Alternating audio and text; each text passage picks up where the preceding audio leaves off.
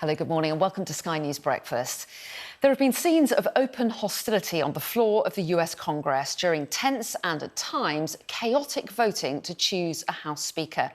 Republican leader Kevin McCarthy won the job not long ago after 15 gruelling rounds, winning over hardline rebels, apparently with help from phone calls from Donald Trump. Well, our US correspondent Mark Stone joins me now from Washington. So another extraordinary night there in Washington, Mark, but this time with a result. This time with a result. It's taken an unprecedented length of time. You have to go back over a century to find a period where it took so long for the US House of Representatives to elect the person that is the third most powerful politician in the land. It has been a very, very chaotic 4 days. The president a few days ago said it was a global embarrassment that it was taking this long, that there was so much infighting within one party, the Republican Party, and that tension continued up until the last few hours. Extraordinary scenes, and as you say, yes, a phone call into the chamber from a former president. A series of extraordinary late-night moments to end an extraordinary week. This is the man who would be Speaker, heading to confront the man who'd just blocked him. Kevin McCarthy had thought this 14th vote would be his. He thought he could count on the maverick, controversial Conservative Matt Gaetz. On the left, grey suit. We can't hear what they're saying, but it is angry stuff. It's after 11 p.m. They've been voting for 4 days, unprecedented for over a century, a government paralysed. Then look at this. From behind, another congressman approaches, orange tie, Mike Rogers, with a few words of his own for Mr. Gaetz. Then restrained by another. This is today's Republican Party. And on January the 6th, it turns out, the anniversary of an insurrection which was fostered by some of these people.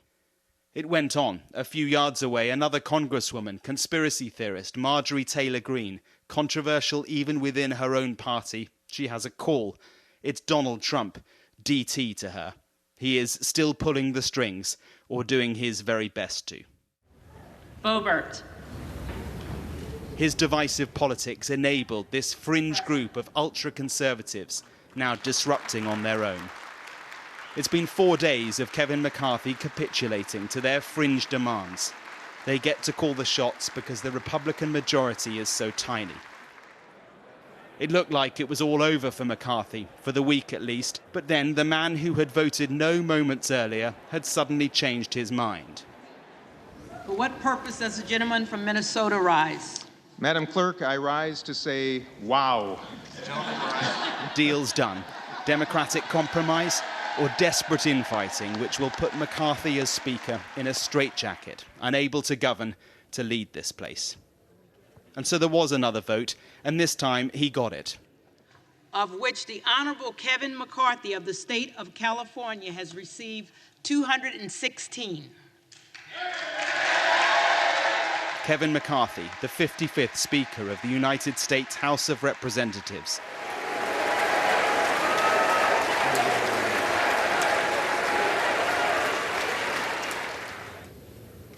That was easy, huh? I never thought we'd get up here. He'd reached the third highest office in the land, but through the most extraordinary and messy of weeks.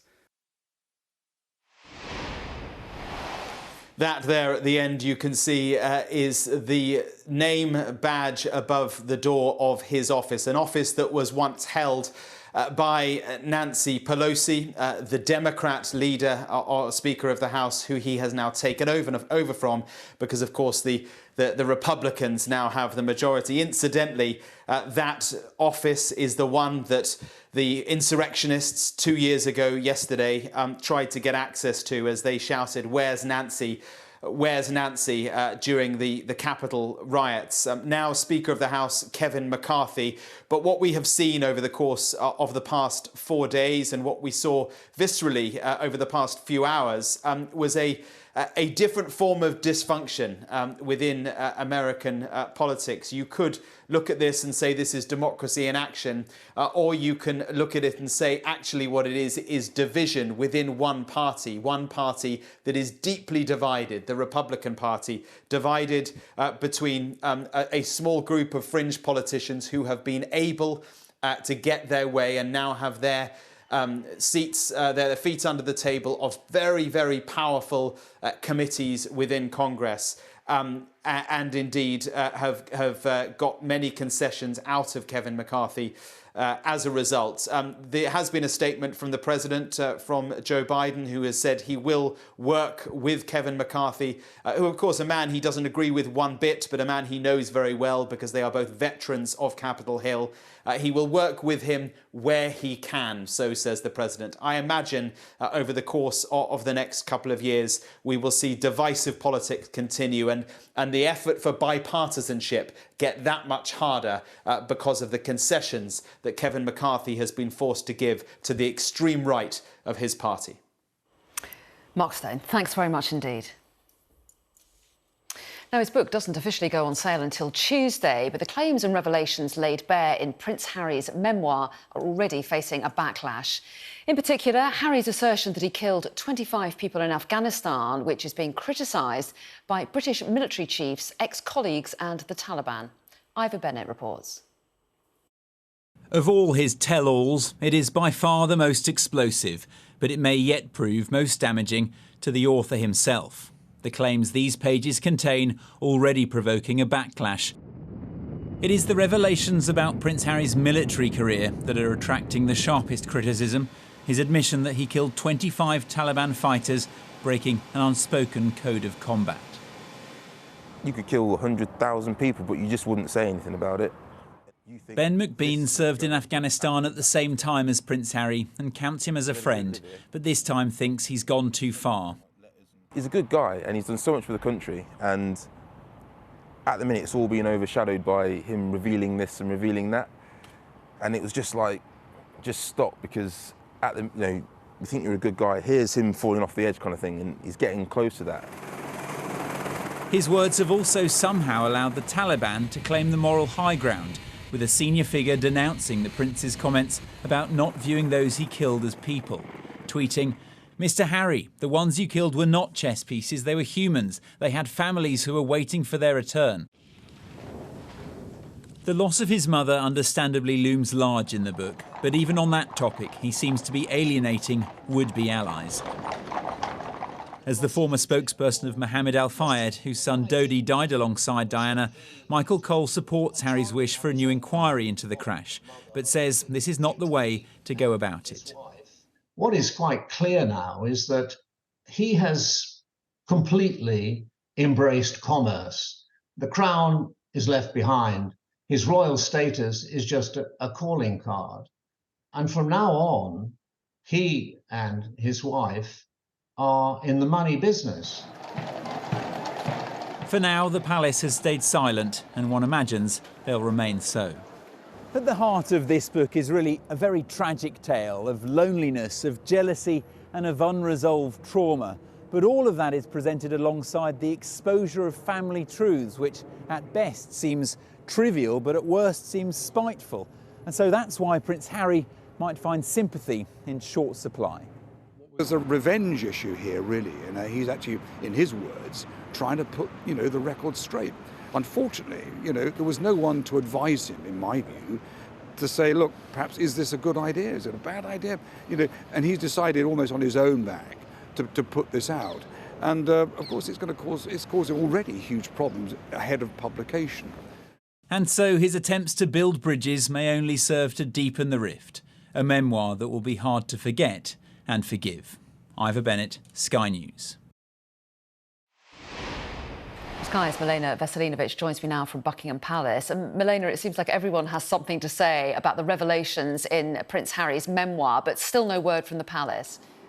Yes, nothing at all, never explain, never complain, that old adage of the royal family playing out in real life now. And it's perhaps true that they may not want to add more oxygen to some of Prince Harry's more incendiary claims by speaking about it, hoping that perhaps if they stay silent, which is their default, they will simply blow over. But the claims are so explosive, chief among them perhaps the allegation that his brother, the heir to the throne, physically attacked him, but not just that, also a claim that Camilla, the Queen Consort, leaked stories about Prince Harry to the press. So it's hard to see how they can stay silent, even though that is what they have been doing for decades. But Prince Harry is not done. He's got 2 more broadcast interviews to go. There will be broadcasts in the next few days, one with ITV here in the UK, one with CBS News in the US. And it's hard to see what more he can say, because I think it's fair to say that the book went further than anyone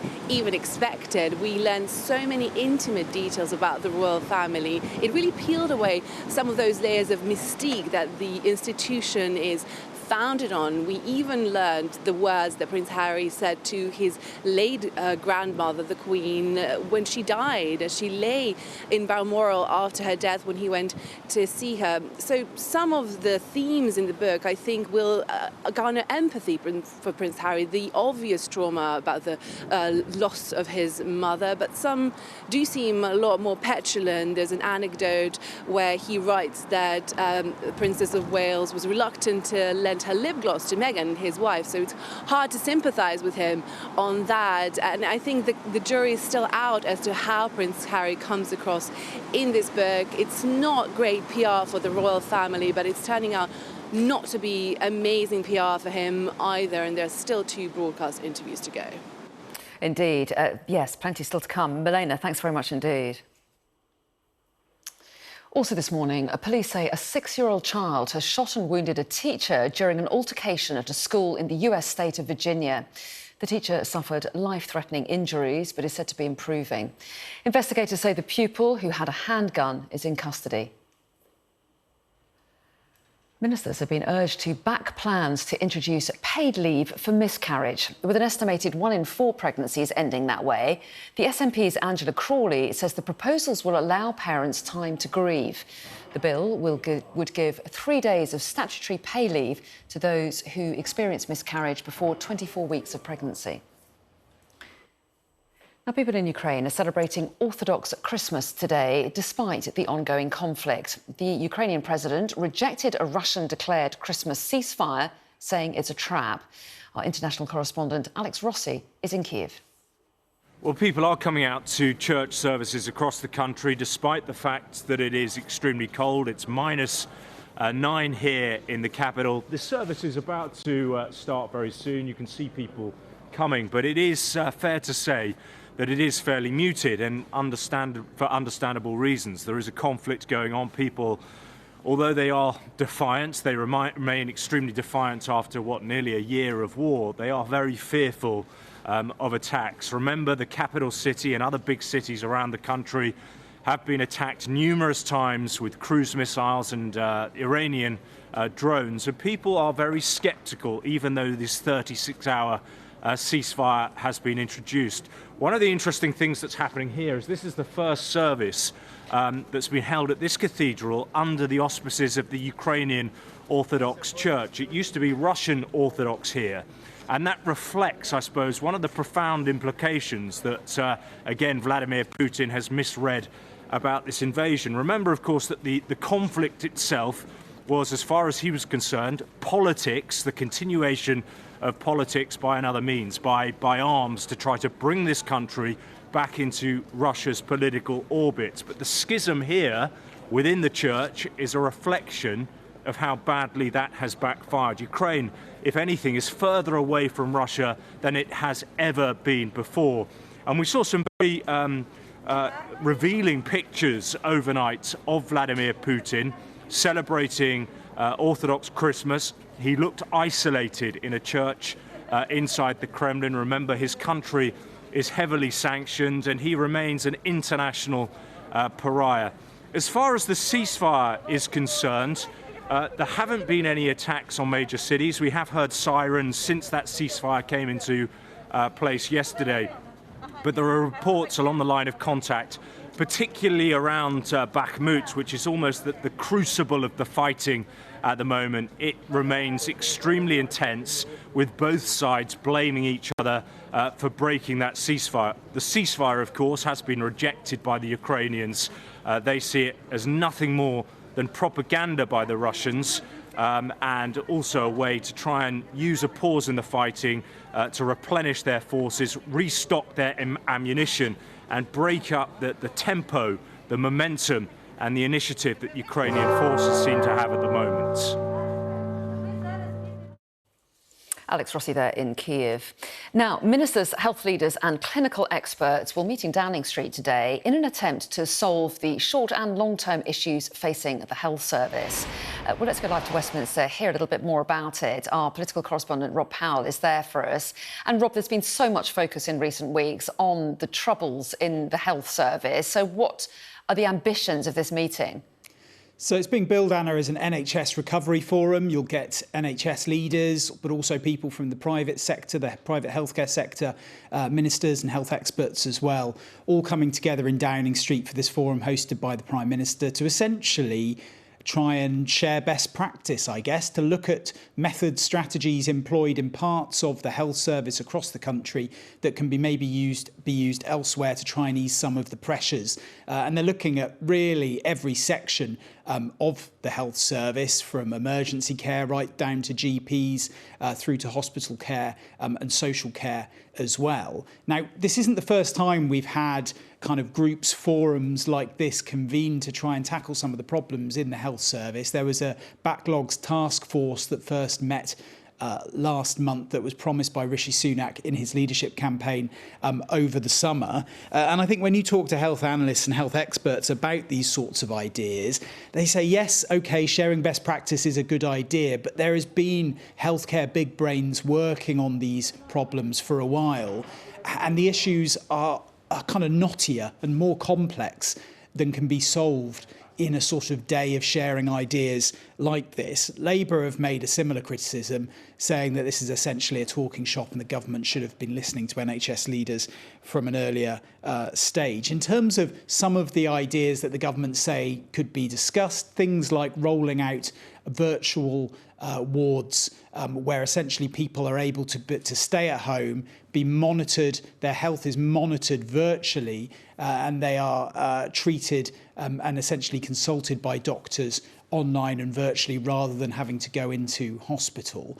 I think there is a political necessity in holding events like this, though, as well. Such is the pressure on the NHS and the challenges being faced by the health service and the impacts on patients. Rishi Sunak has to be seen to be doing as much as possible to try and tackle it. We got an indication of some of those pressures yesterday when data came out about ambulances, 40% of ambulance drop-offs in England waiting over an hour to hand over patients. We hear stories of patients having to wait on trolleys for hours, days sometimes, to get a bed in a ward. One of the main issues being this delayed discharge problem, where people can't be taken out of hospitals into care because there isn't space in the social care sector, there isn't capacity there, meaning that they're taking up beds and that bottleneck runs right through to the hospital, all the way to the A&E ward, to the ambulance handover point.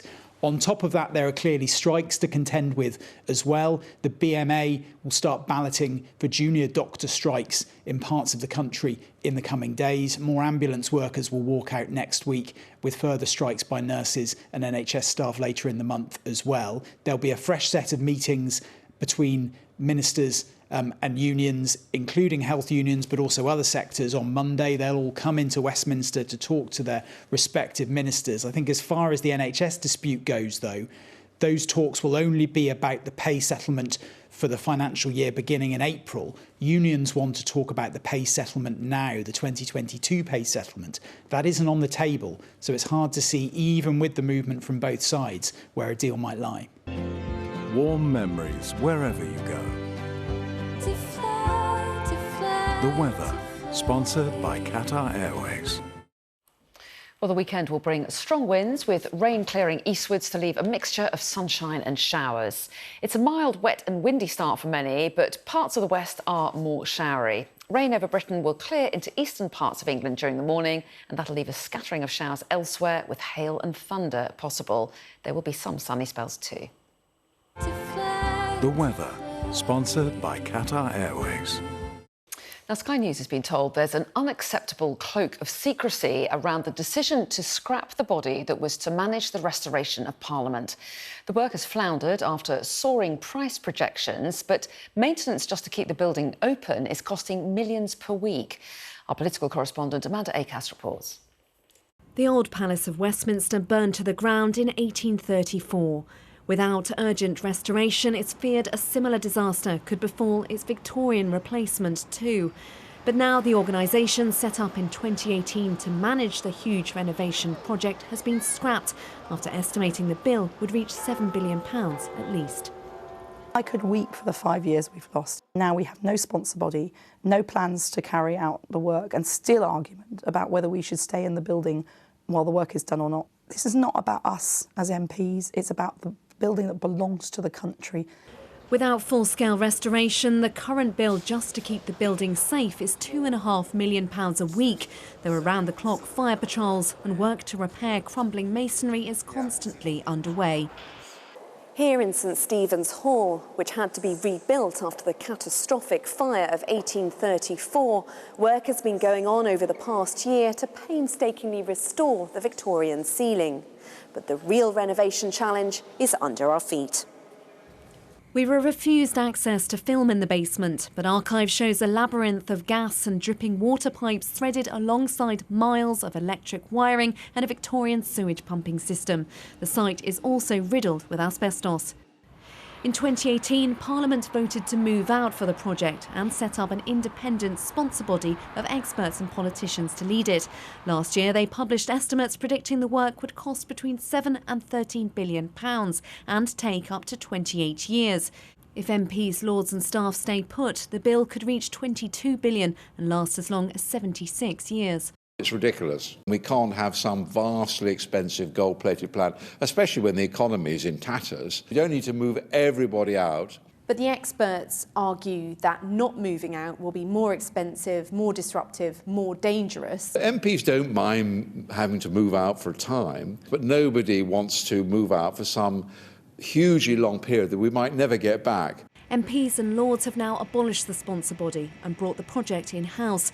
Meanwhile, debate continues about where they'd even move out to, with millions spent on plans for venues in London, but ministers also suggesting York or Stoke-on-Trent. We just need to crack on and do it, and instead we circle back round all the time and change decisions. There's been something like over 50 fire incidents in the recent decade, and any one of them could have resulted in a kind of Notre Dame style absolute burning down of the palace.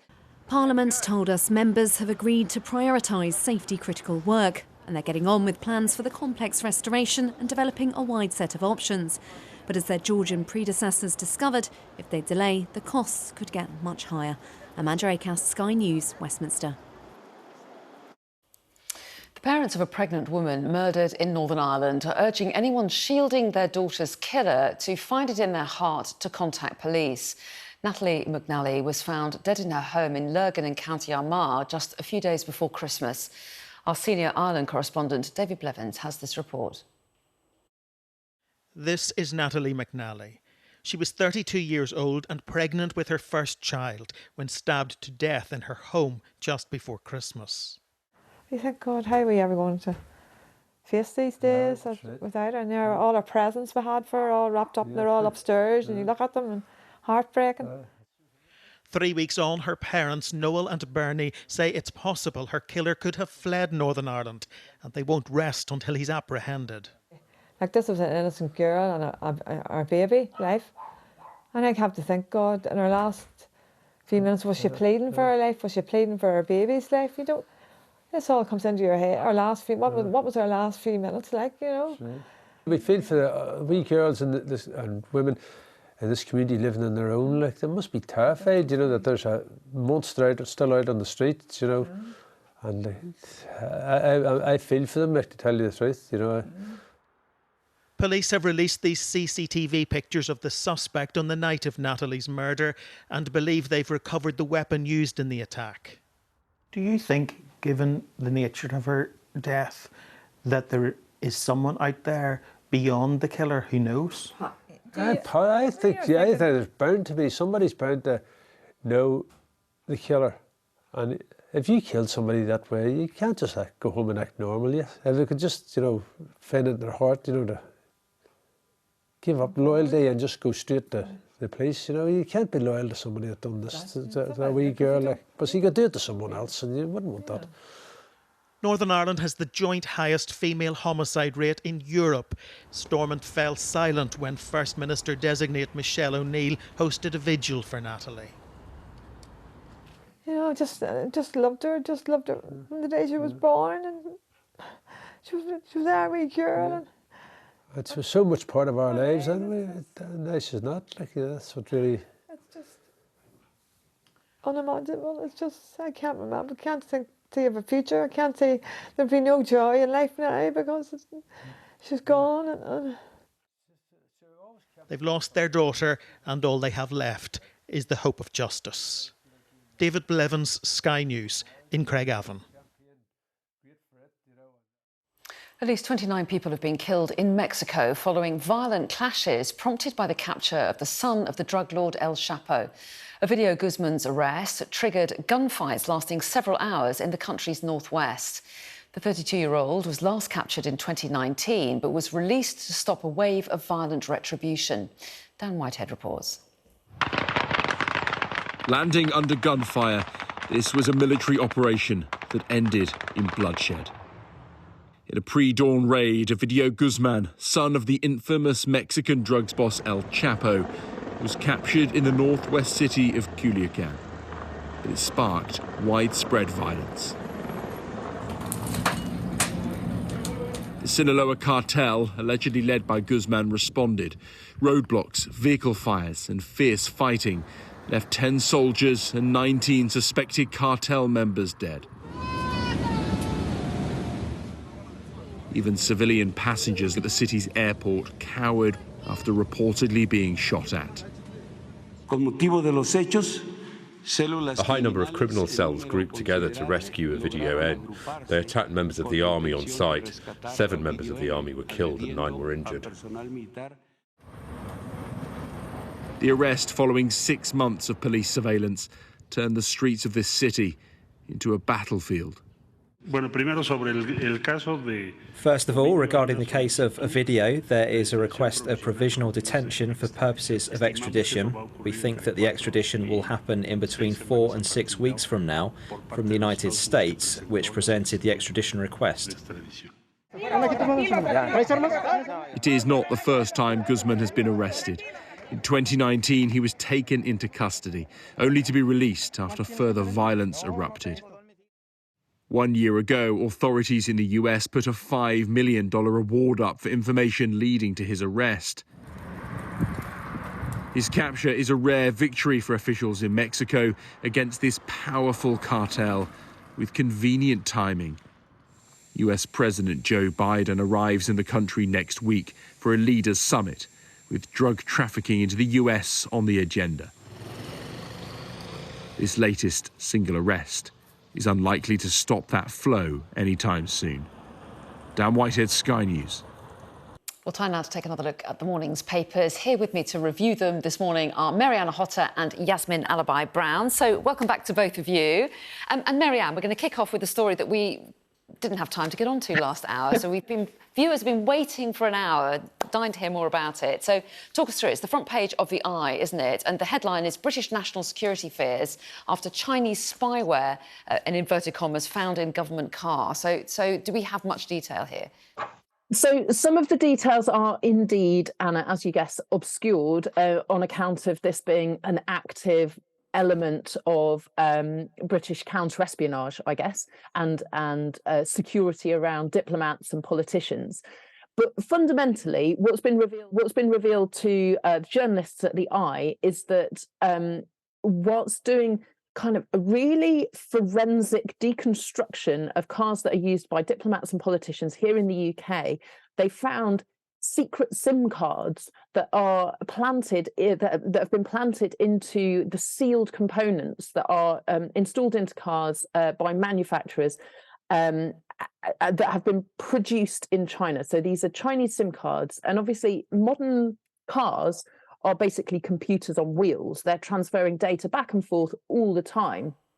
And so there's a really big challenge around how you create vehicles that aren't shedding information, or perhaps being, bled of information by agencies and actors in the global scene that you don't necessarily want to know all the granular detail of where our politicians are, where our diplomats are traveling. And the kind of big question is, well, how do you protect against that? And the other question is, given that we know that China is doing this, given that we know that because they're doing this through car manufacturers in sealed parts that are being put into mass production, into vehicles that are being then shipped across the world, and then they pick up the data from the vehicles that they identify as being used by personnel of interest, is it time now that we actually officially, explicitly designate China as a systemic threat, as a nation of systemic threat to UK integrity and to our democracy? Interesting question, and we'll leave you on that shrug as we pause and move on. But a really interesting story, that. And we're going to the FT next, aren't we, Yasmin? The story that you've picked out is about house prices and what direction they're likely to go in the months ahead. Yes, and nobody should be surprised that in the condition situation we're all in, with the cost of living crisis, with the economy, the spasms that we've been through. But the story is that the rate of increase of house prices is lower than it used to be. So apparently, according to the FT, in December, it's gone down, the rate has gone down from about 4.6 to 2%. But maybe I'm just being naive, but I think we've been on a kind of mad ride on house prices. They've been going up and up and up, and younger people in particular just can't afford to get on the ladder. And we've got so greedy about how the house prices will deliver these increases. So perhaps, maybe I'm being naive. I think that's no bad thing if an adjustment takes place. The flat I live in, I bought for £23,000. It is appalling how much it's worth now. Quite appalling. And so I don't necessarily think I feel pessimistic about this. But of course, in the wider economic world, it is seen as a problem. Well, yes, you're right. Anyone wanting to get on the housing ladder might be encouraged. I guess there are some people that will worry about negative equity, that their mortgage payments are worth so much more than the cost of the property itself. But it's certainly one to watch and see whether or not those predictions bear out. Let's move on, shall we, to the next story, Marianne, that you wanted to talk about. And actually, it's one of the little news in briefs at the bottom of the front page of the Daily Telegraph. And it's talking about the energy support scheme. We know about the one that is in place for households, but the one for businesses as well is being looked at again post the spring, isn't it? Yeah, that's right. And it, to an extent, feeds into Yasmin's kind of questions around house prices, because we're really seeing a kind of some seismic shifts in the way that our economy will be functioning now and into the future. And part of that is costs to business, and then the knock-on impact for, their ability to keep going and maintain people's jobs. So Rishi Sunak and the Chancellor have sat down. Apparently, they've agreed the costs in principle, which means that from April, the details are going to be announced next week, but from April, there's an anticipation that the energy bill support, so the kind of the subsidies that are being paid out to businesses at the moment to help them cover their energy costs, are going to be reduced by 85%. So in the 6 months up until now, £18 billion has been spent supporting UK businesses with their energy costs. And the hope is, or the modelling, the projections and plan that Sunak is working on, is that energy bill support cost to the government will be capped at around £5 billion from April. That is a pretty huge reduction in support for businesses. And we know that small and medium-sized businesses, as well as larger businesses that have high energy costs and energy demands, are already feeling the squeeze, that people are facing redundancies, that, you know, all the conversation around public sector pay and the strikes is echoed in private sector pay as well. People who are working for private employers may or may not be members of unions. I hope that they are, but even so, they're also feeling real-term squeezes on their incomes, and businesses as kind of entities are feeling the squeeze in terms of their cash flow, their profit margins, and whether they can continue trading. There is no magic money tree. They can't just keep printing money. But to transfer the burden of costs onto private companies and householders isn't sustainable. I mean, we're coming into this with 12 years of austerity, and so people's resilience to cope with these shocks, to cope with this pressure of on their finances, it's not sustainable. There's going to be huge negative outcome that will colour the way that our country can grow for a decade or more. Huge challenges, you're absolutely right. And I think businesses also wanted clarity because it's very hard for them to plan. But there has been some optimism to see that wholesale gas prices seem to be coming down. And I guess the feeling is that energy bills tend to be lower over the summer months. Just very briefly on that. Yes, you're right. So perhaps we've seen the worst of the peak of the energy costs. And as you say, in the spring and summer period, energy costs, because heating costs are lower. However, to kind of counter that, the war in Ukraine is not going to be wrapped up anytime soon. Russia know very clearly now, perhaps, how the international markets will respond when they turn the tap on or turn the tap off. So they've got more leverage, and we have more insecurity and risk. So ongoing pressures there. Yasmin, let's come on to you. The story that you have picked out next is from The Times, and this is about, it's private clinics on the high street to tackle cancer scan backlog. So fill us in. Well, I mean, you know, a huge number of cancer patients, actually going back to the lockdown years, the diagnosis is being delayed, which delays treatment and so on. So the idea is, and I think I'm right in saying that Labour doesn't look too unkindly upon such solutions, that to bring in the private sector to speed up the diagnostics is what this government wants to do. My only anxiety, which you would expect from somebody on the left, is that there is increasing evidence that our government is very keen on the private sector getting a larger and larger slice of the National Health Service.